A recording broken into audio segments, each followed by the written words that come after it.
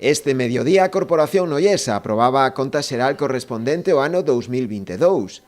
O punto saiu adiante cos votos a favor do equipo de goberno, Partido Popular e Noia. Os grupos da oposición, Partido Socialista, Bloque Nacionalista Galego e Marea, criticaron o abuso das contratacións menores por parte do Concello e as partidas sen consignación. Dous aspectos estes tamén advertidos dende a propia intervención municipal, o tratarse dun comportamento irregular. Na sesión procedeuse tamén á aprobación dos festivos locais para o vindeiro ano 2024. O Concello elixiu as mesmas datas que en 2023, o Día do Carme, o 16 de xullo, e o día seguinte ao San Marcos, o 26 de abril.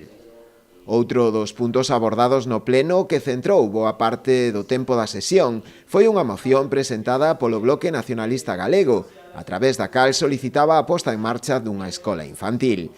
O grupo de goberno abstívose fronte aos votos favorables dos grupos da oposición. Aínda así, o equipo de goberno comprometeuse a iniciar de cara ao ano que ven as xestións para poder concorrer á nova convocatoria de axudas autonómicas para este fin, acadando un certo consenso co resto de formacións, que seguen vendo de xeito anómalo que Noia sexa o único municipio con máis de 10.000 habitantes de toda Galicia que a día de hoxe aínda non dispón de gardería pública.